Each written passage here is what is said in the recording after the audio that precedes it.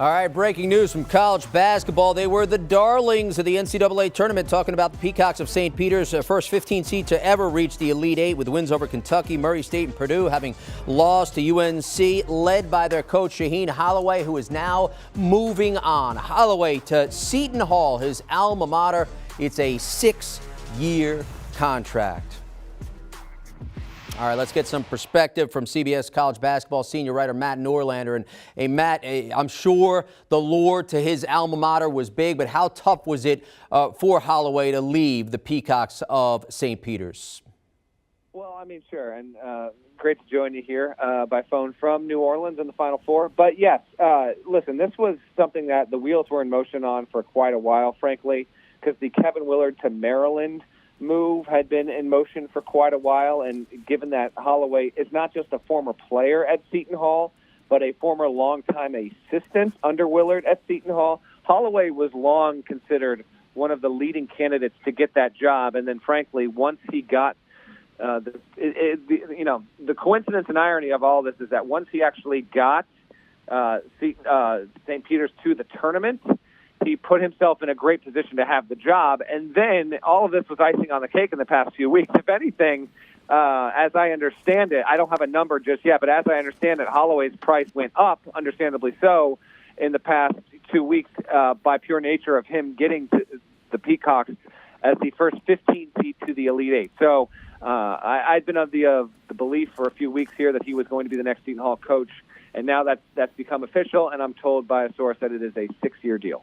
Yeah, and I'm sure, obviously, this is going to have an impact on St. Peter's, but I'm curious about the impact in a positive way this will have on Seton Hall. What do you suppose that will be for the Pirates?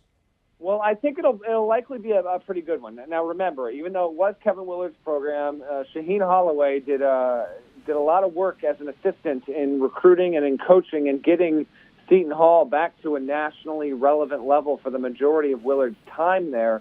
So certainly, and because Holloway played there and because he knows the kind of players that really fit Seton Hall's culture, it is a positive direction moving forward for Seton Hall. In fact, Gary Parrish and I talked about this on the Eye on College Basketball podcast earlier this week. This isn't normally the case, but I actually think this is true here with Seton Hall fans.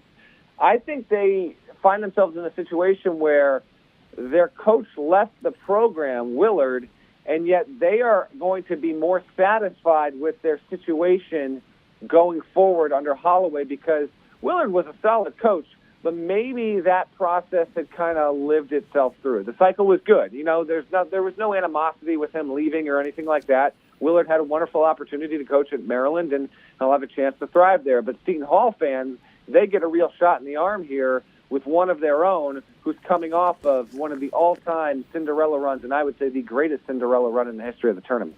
No question about it. He's Matt Norlander. He's in New Orleans, site of the Final Four. Matt, we appreciate the insight.